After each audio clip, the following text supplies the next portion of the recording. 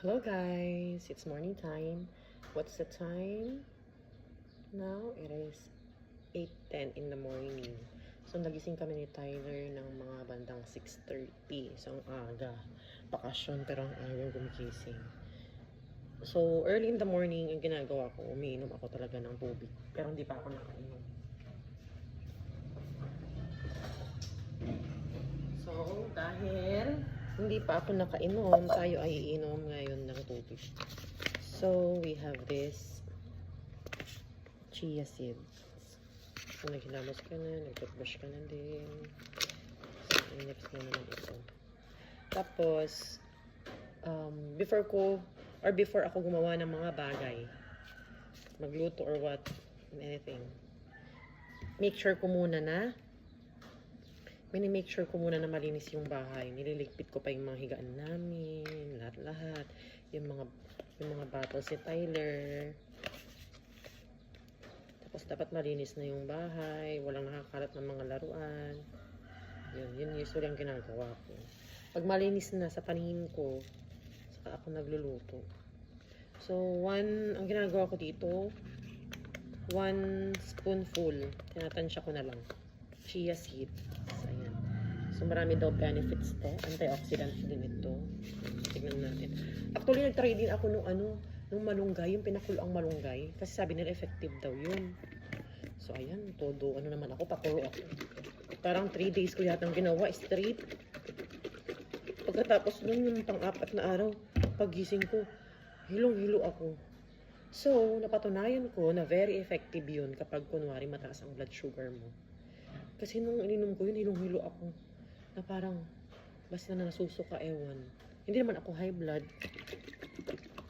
Kasi 90/70, 100/70, ganun yung aking blood pressure. So ngayon, ang gagawin natin ay, actually dapat ibababad pa ito ng 30 minutes, 10 to 20, basta 10, 20, 30 minutes daw. Pero iinumin ko na.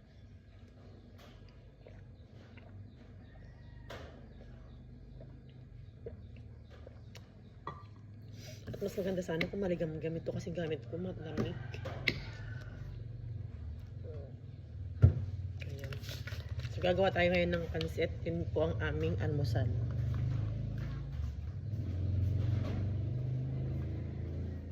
Magno-noodles and longganisa sana kami. Kaso, nakailang araw na kami na ang pinakain po namin ay mga processed food.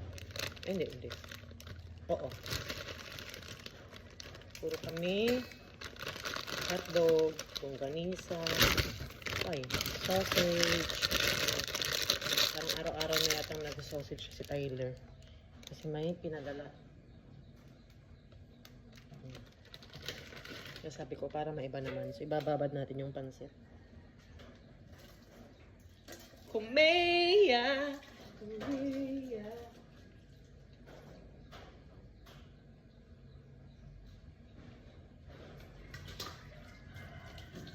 Para mamaya sana malambot na siya.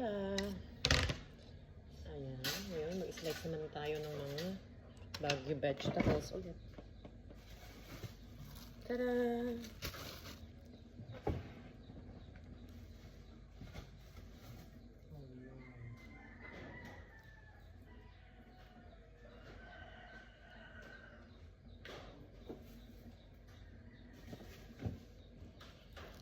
Ang dami, mga bag. Ilakas natin lahat. Ito lahat. So for now, ito muna ang gamitin natin kasi parang baka mamaya magbulok na siya.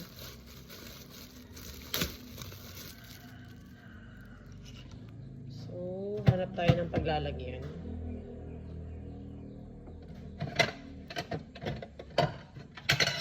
Ito na lang, medyo mas malaki.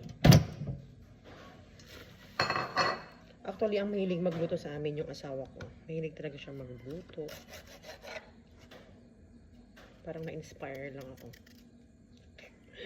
Kasi nung bata ako, ang nanay ko palagi ang nagluluto.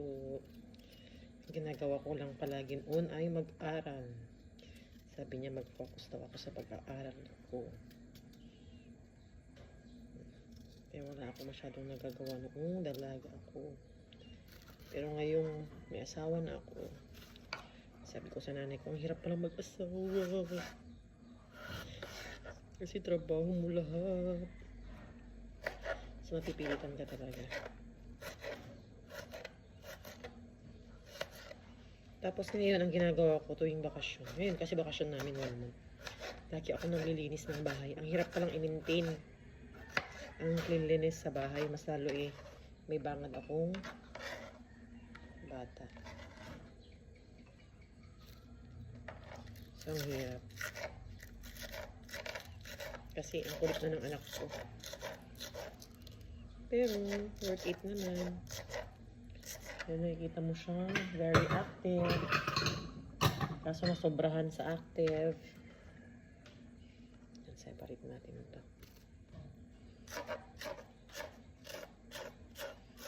So, maglagay tayo ng ganito. Huwag natin ilagay lahat. Kasi baka yun na lang. Next. Maglagay din tayo ng baggy beans.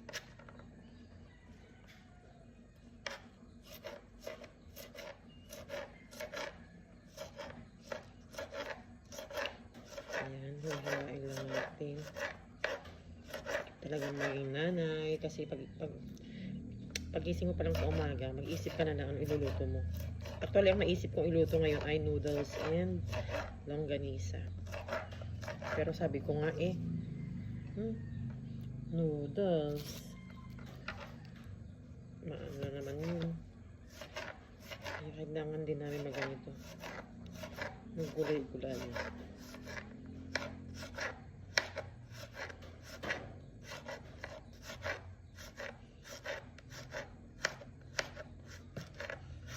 So, may time pa tayong mag-video, ano? Kasi bakasyon naman. Pero kapag, ouch.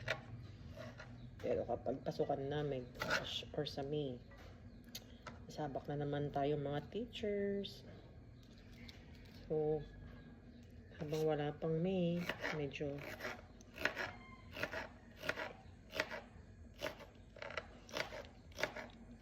mag-relax din tayo. Minsan. Hirap kasi lumabas na ngayon Kasi kada labas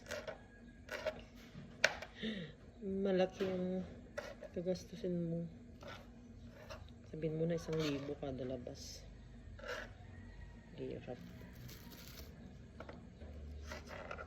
Tapos ang kinakain mo lang naman hindi ka rin masyadong mabubusog.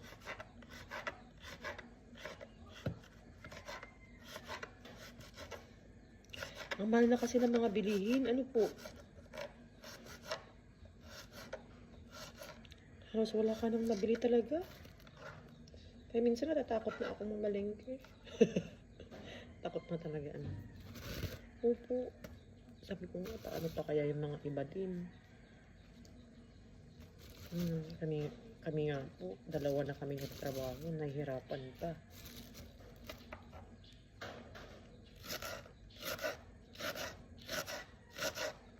Paggatas pa po kasi kami, nagdadayi po kasi tayo Tapos yung vaccine niya pa. Hirap din para magpalaki ng bata. Para ka din nagpapakulayhiw. Totoo nga ang sinabi nila. Na kapag may baby ka, talagang siya muna talaga ang priority mo. Hindi ka rin makakapag-ipon. Makakapag-ipon ka. Pero, hindi ganun kalaki. Kasi maya't maya, mahuhugot mo siya pambili ng milk. Lalo kapag ang lakas. Si Tyler kasi malakas maggatas Hihikan kasi siya sa pagkain, yun ang mistake. Siguro kasi working mom din ako. Hirap din kasi po. Pero siguro kapag plain housewife ang ganda. Gusto ko nga maging plain housewife Kung mayaman lang ako, mag-plain housewife na lang ako. Diba? At least, matututukan mo pa yung anak mo. Pero sa hirap kasi ng buhay dito sa Pilipinas, hindi pwede. Pag isa lang ang magtatrabaho sa amin, mahirapan kami. Kasi ang liit pa kasi ng sahod. Kaya minsan may isipan mo lumayas na lang sa Pilipinas.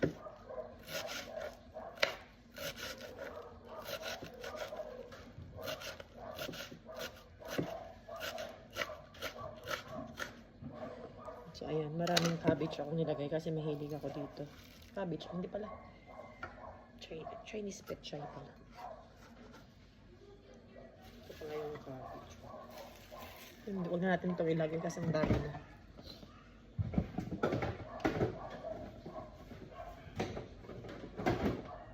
So, yung mga tira, huwag na natin ilagay. Kasi marami na. Marami pa tayong mga bago vegetables.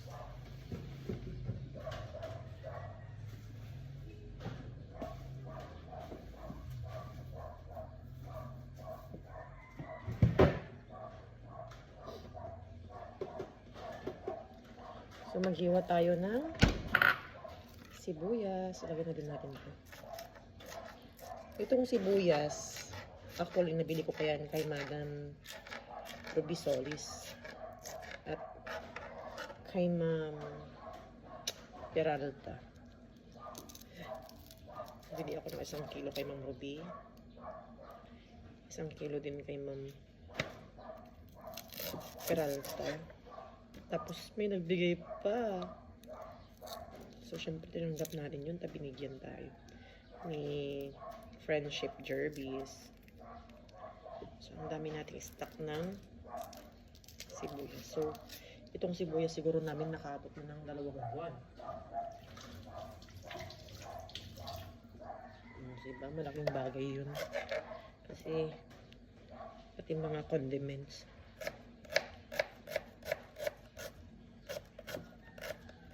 Ang mamahal na din.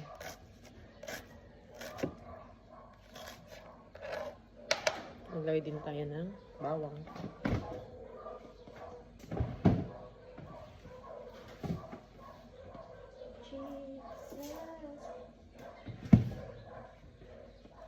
So, sabi nila, ang sekreto daw, para masarap yung nagigisa mo is maraming mga bawang, sibuyas. Huwag mo daw tipid din.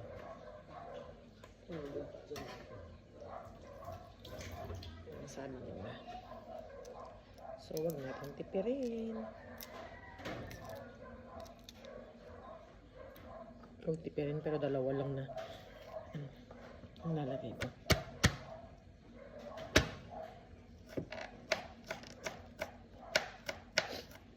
So, ayan.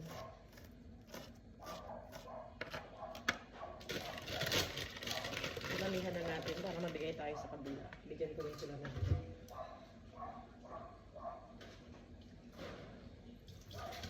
Hopefully kayanin pa ng ating.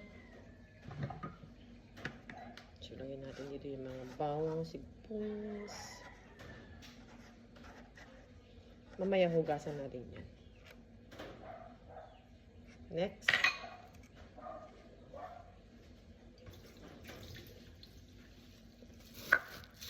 Yung atay. Sayang para dapat binili ko na itong atay. Medyo matigas pa siya. Bumili lang ako ng 1/4. Ang sahog-sahog lang.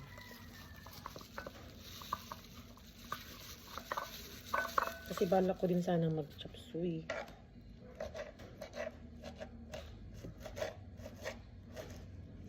Kaya bumili ako ng parang worth 200 pesos na Baguio beans. Baguio beans. Baguio vegetables. So, ang dami kong binili kasi sabi ko magpapansit ako. Maglulumpiang gulay ako. So, ayoko naman na. Tamad kasi akong mamalengke, guys. Hindi naman sa tamad. What I mean, tamad kasi akong magpunta sa palengke. Kasi medyo malayo dito. As much as possible, gusto ko pang namalengke ako. Minsanan na. Saan natin nalagay?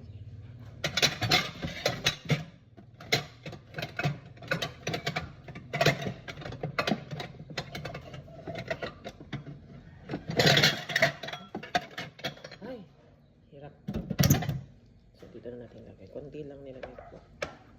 May fishball naman kami dyan, pero hindi ko na masyadong nilagyan ng... Hindi ko na nalagyan ng fishball kasi maano sa ano yun. What I mean, maamoy siya. Oh, so yan, tapos na tayo mag-prepare ng mga ingredients. Magluluto na tayo, okay? Samahan niyo po ako. So ayan guys, naglagay na ako ng mantika. Let's put the garlic.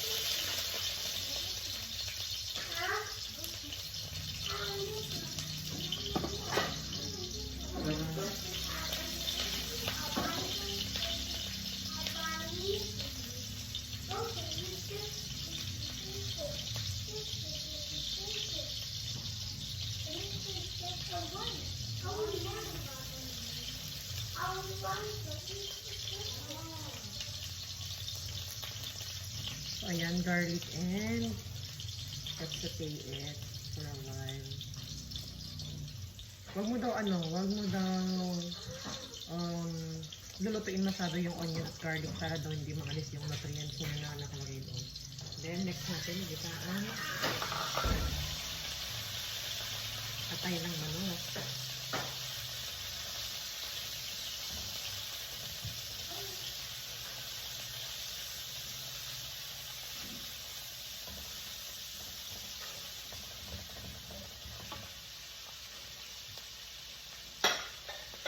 Jesus, nothing can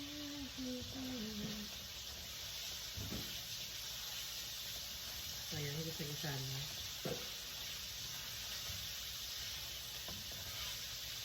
Kumakain ka ng pancit pa rin?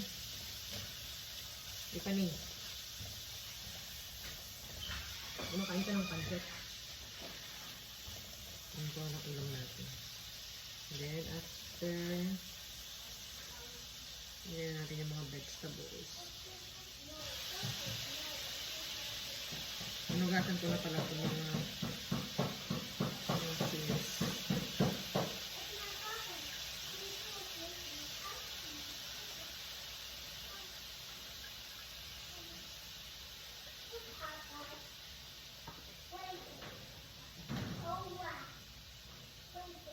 Kaya na din natin ito mga tapos.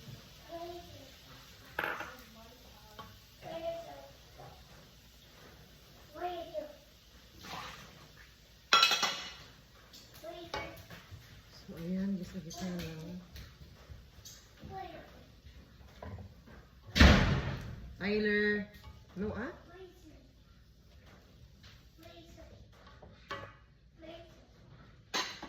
So, timplahan din natin yung gulay. Timplahan na natin yung gulay. Para mamaya magtimpla ulit tayo doon sa pansit.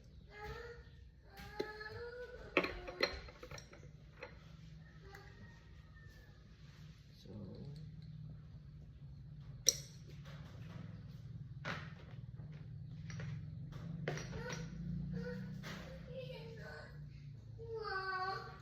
why?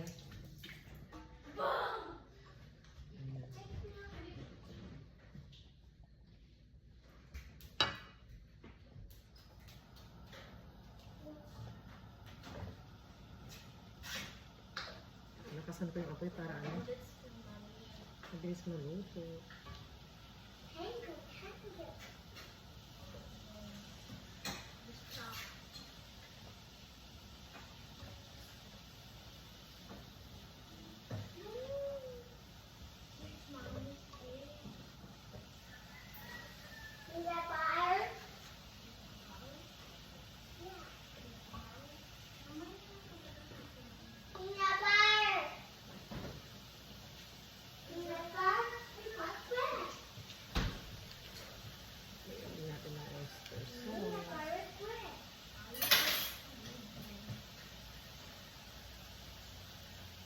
Gawin natin lahat.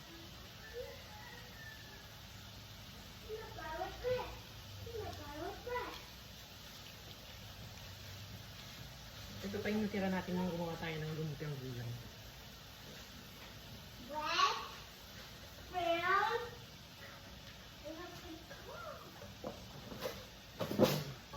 Ang aking anak na super bad. Say hi to the camera. Tyler, hi. Papa, hi, Papa, ginawa. Then let's put some water.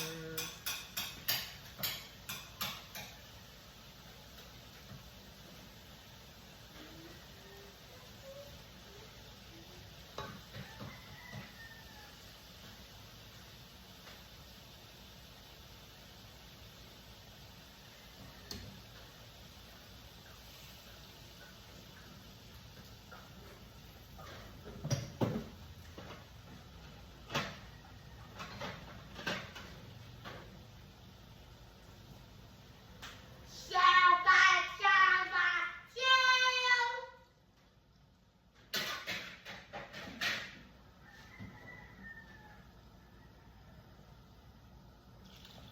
Yan. Tapos, ano natin mga soy sauce.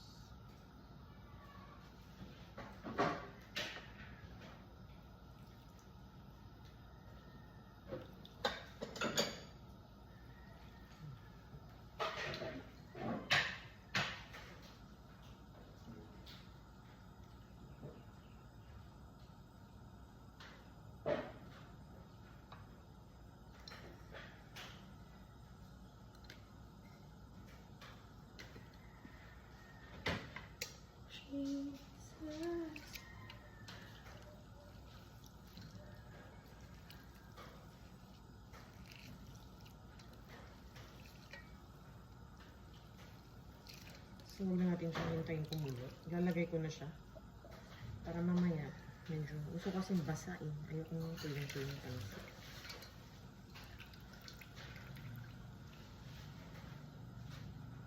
Oh, mamaya pala. Mamaya na natin ilagay. Pakuluan muna natin siya.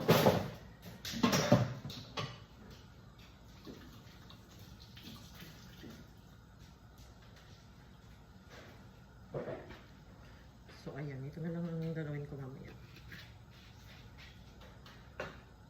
So, may nagbigay pa na ng mangga. So, kung nag-crave ako ng mangga, may nagbigay sa akin ng mangga. Thank you, Lord.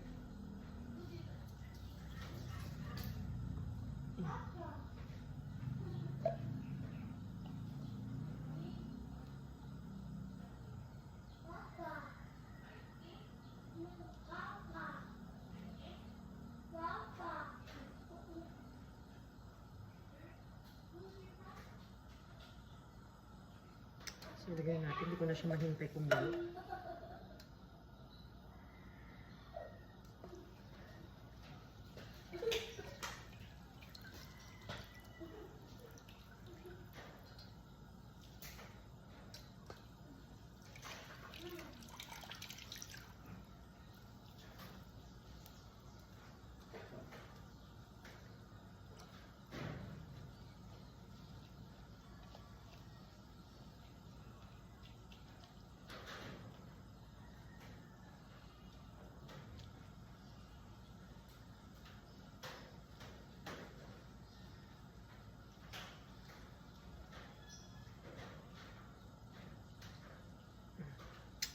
Ito na ang ating punch set. Lahat naman ito.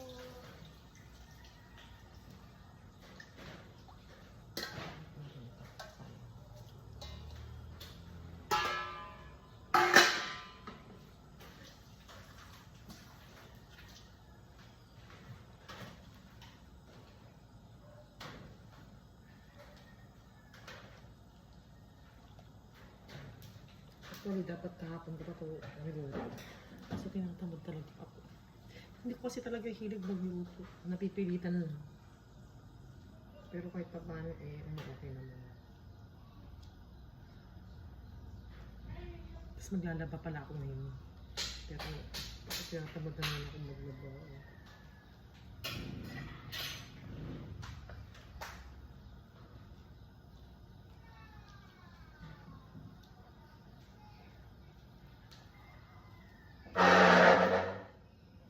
So yan muna guys for now kasi tumatawag ang aking asawa. Bye!